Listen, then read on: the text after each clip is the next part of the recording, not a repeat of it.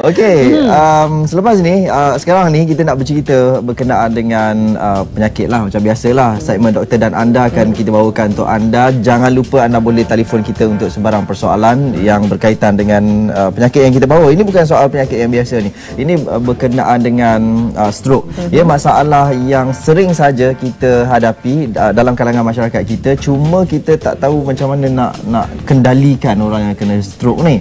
Kan? Ada dululah saya pernah terbaca kata kalau kita jumpa dengan orang yang kena stroke kan, kita ambil jarum, cucuk kat telinga lah, cucuk kat mana untuk keluarkan darah-darah yang tu semua. Itu saya tak tahu. Jadi kita kena tanya dengan pakar. Itu pembacaan saya yang mungkin tak berapa nak jelas kan. Itulah, kita nak dengarkan juga bagaimana pengalaman anda yang mempunyai kenalan ataupun saudara yang pernah melalui keadaan stroke ataupun mungkin ada yang sekarang mengalami stroke, dan bagaimana sebenarnya pengalaman anda mengendalikan. Mungkin ada soalan yang ingin anda ajukan kepada doktor di studio pada pagi ini. Dr. Zulkifli Muhammad, pakar kardiologi dari Institut Jantung Negara. Terima kasih doktor.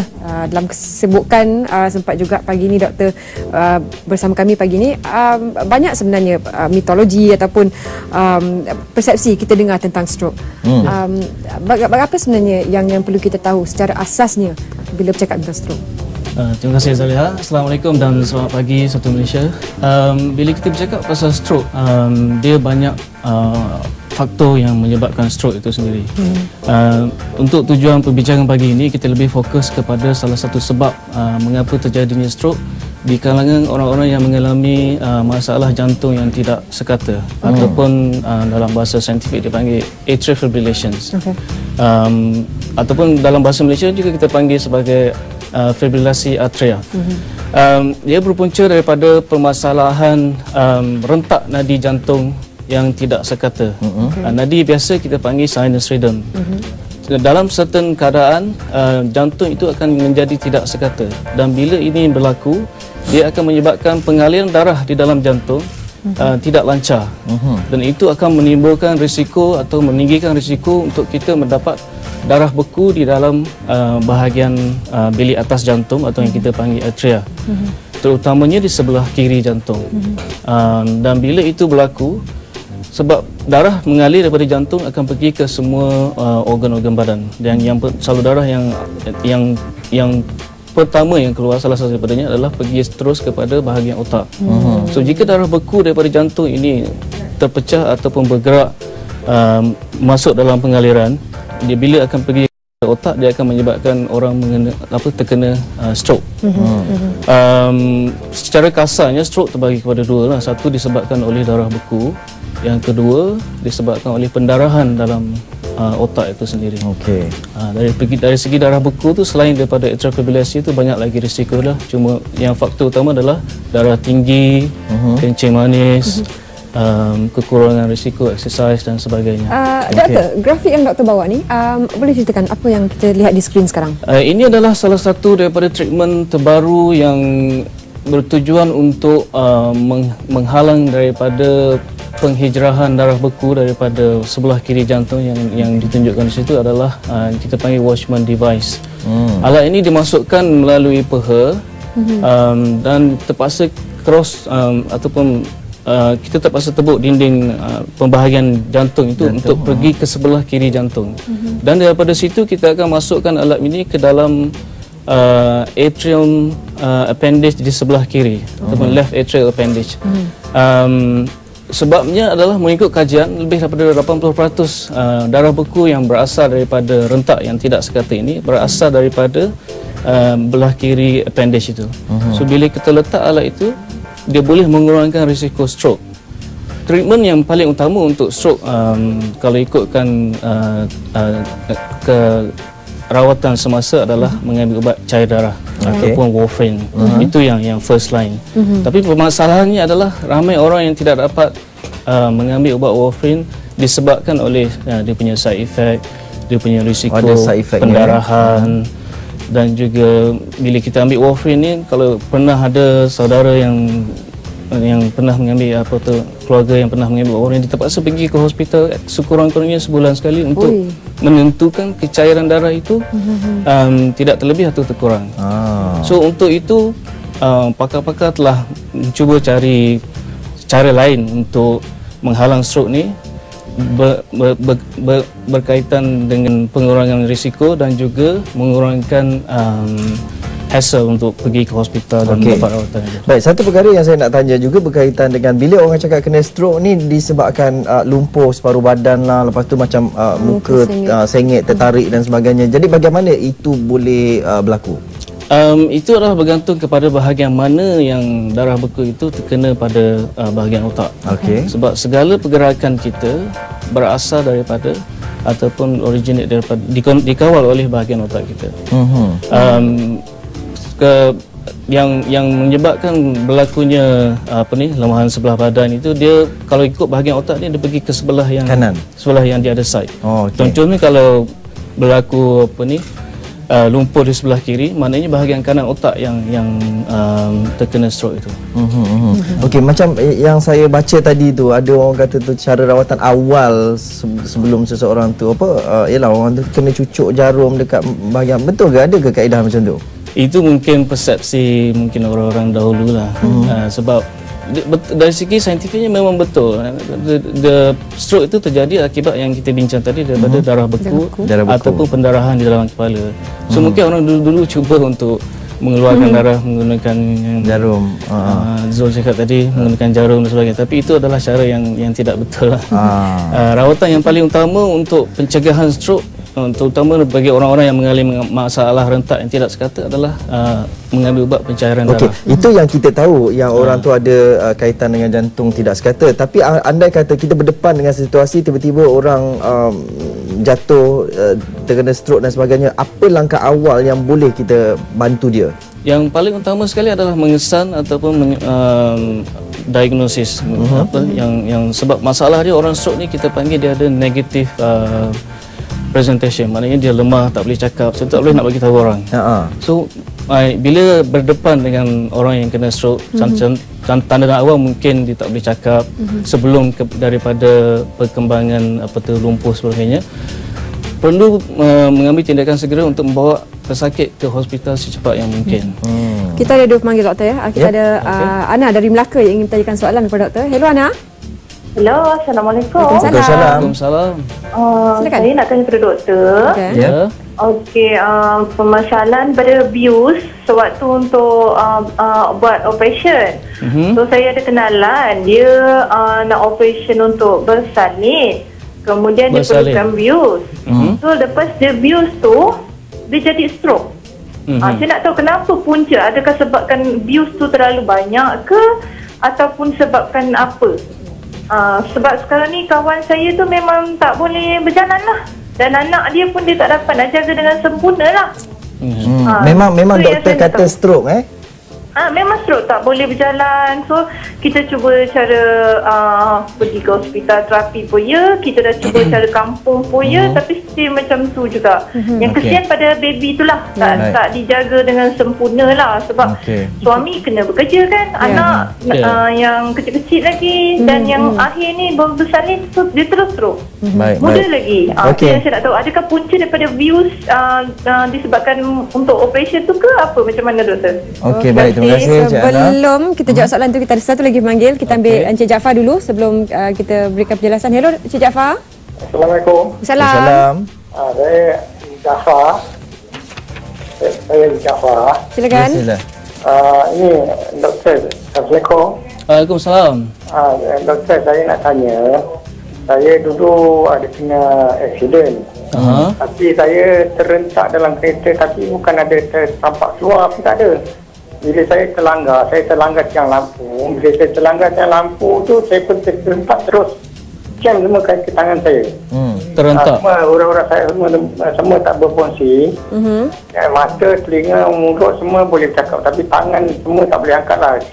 Macam kena stroke lah. Saya masuk hospital 10 hari ni. Dan tambah lagi tu Ustaz 5 hari. Jadi mana dah masuk air semua, saya dah boleh bergerak semua lah. Tangan dah boleh lah. Sekarang dah boleh lah. Saya kata 80% boleh. Tapi masalah saya sekarang, saya belah kiri. saya punya bahagian belah pinggir bertinggul ke bawah kaki sampai ke betul-betul semua tegang urat. Buat nak saya urat ke apa ke urut apa semua tak mau juga baik. Baik. Jadi macam mana nak buat doktor? Boleh saya doktor? Baik, kita dengar jawapan doktor ya. Suruh buat exercise saja. Baik. Dia bagi ubat penangkan sakit dan suruh buat exercise. Tapi saya tak larat nak buat exercise pasal diri pun tak boleh. Tegang kaki tu. Kalau baring okeylah. Baik, terima kasih Encik Jaafar. Dengarkan jawapan daripada doktor. Tolong doktor buat ni jelas macam mana saya nak buat. Okey. Terima kasih kepada yang bertanya. Kita pergi pada persoalan yang pertama tadi tu, berkenaan dengan bius sewaktu bersalin. Kalau ikutkan sebenarnya bius itu bukanlah yang menyebabkan berlakunya stroke. Mungkin sudah ada faktor-faktor risiko yang menyebabkan seseorang itu mendapat stroke. Mungkin dia ada darah tinggi yang tidak didiagnose sebelum itu. Mungkin ada kencing manis. Mungkin juga ada masalah yang kita bincang tadi dari segi jantung yang tidak sekata. Bila orang pergi mendapat rawatan bius, dia akan menyebabkan jantung ataupun badan itu bekerja lebih sebab bila especially bila mendapat kita panggil general anesthesia, itu sendiri akan menyebabkan berlakunya stroke. So maknanya bukan bius itu yang menyebabkan, tapi underlying factors yang menyebabkan orang itu terkena penyakit stroke itu sendiri. Sebab itu biasanya untuk orang-orang yang ada masalah jantung ataupun ada masalah ataupun mungkin berumur lebih sikit, sebelum mereka mengalami atau menjalani general anesthesia, dan perlu pergi membuat ujian kajian jantung sebelum itu untuk memastikan risiko dia adalah rendah. Okey, baik, itu soalan yang pertama. Yang soalan yang kedua. Soalan yang kedua itu berkaitan daripada kalau tak salah saya daripada kemalangan jalan raya. Jadi kemalangan jalan raya ini akan menyebabkan banyak masalah kepada urat saraf. Mungkin yang pertamanya yang kita suspek, mungkin kita panggil concussions ataupun kecederaan kepada bahagian otak secara langsung. Itu pun akan menyebabkan simptom-simptom ataupun gejala-gejala yang sama macam orang yang kena stroke. Faktor yang kedua saya suspek sebab Encik Jaafar tadi mempunyai simptom yang dicakap kekebasan sebelah kiri kaki dan tangan. Itu mungkin satu sebab bila orang mengalami stroke, dia akan daripada long term effect dia akan menyebabkan kecederaan urat saraf itu sendiri. Salah satu sebab lain mungkin juga bila berlaku aksiden itu, dia mungkin mengalami kecederaan kepada bahagian spine dia. Itu pun akan menyebabkan simptom-simptom yang sama. Salah satu soalan daripada Encik Jaafar tadi tentang kalau macam kita urut boleh pulih ke masalah lemah otot tadi tu, lemah. Banyakkan orang-orang Melayu lah, especially bila kena sakit angin ahma ataupun stroke ni, dia akan beralih kepada rawatan tradisional pada urut. Kalau ikut kajian tu memang ada bahasa medical kita panggil rehabilitations. Maknanya urut dari segi fizikal supaya tangan yang lengah yang lumpuh lemah tu tadi boleh bergerak balik. Memang ada kelebihan dia lah kalau ikut daripada scientificnya. Doktor, teruskan je, kenapa ramai orang muda yang lebih cenderung juga mengalami stroke? Umur 35, 40 dah mengalami keadaan sebegini. Stres, merokok?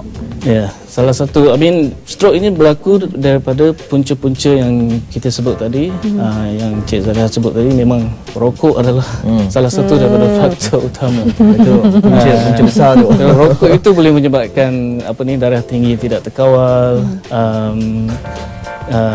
menyebabkan pesakit jantung.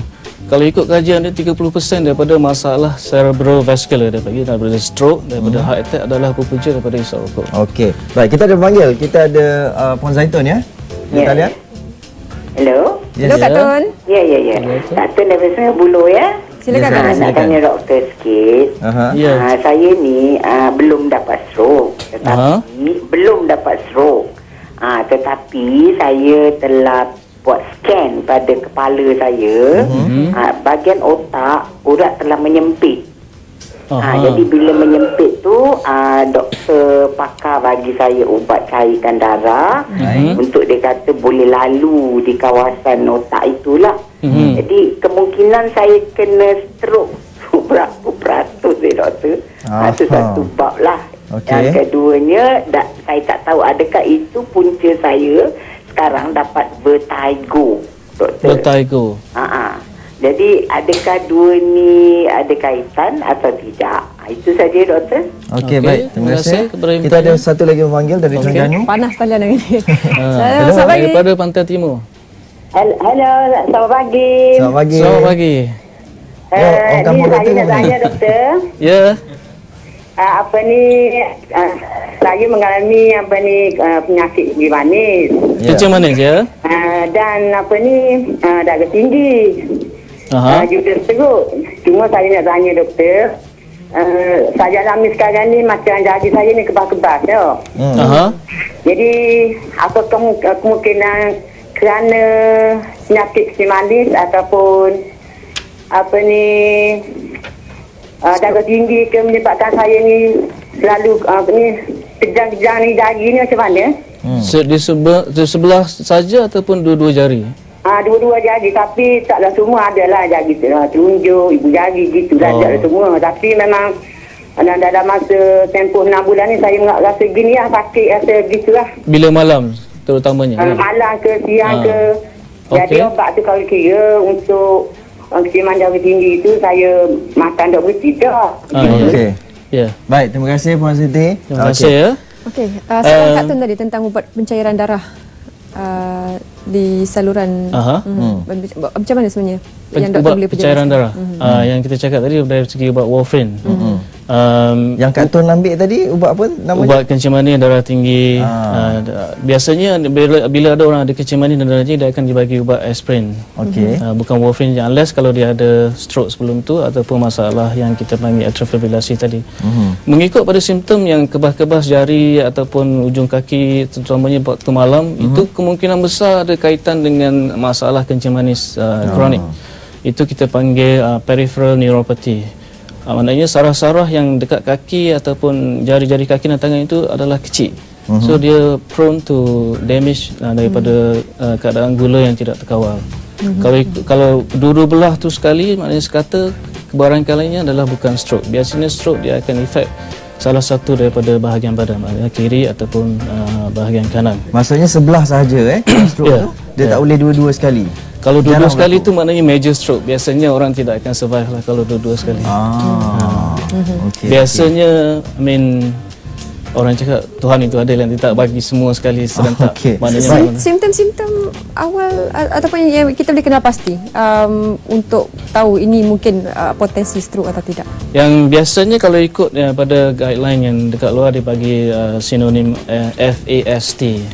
Maknanya dia pergi F tu bergantung pada kita punya muka, facial asymmetry. And then yang S tu daripada speech.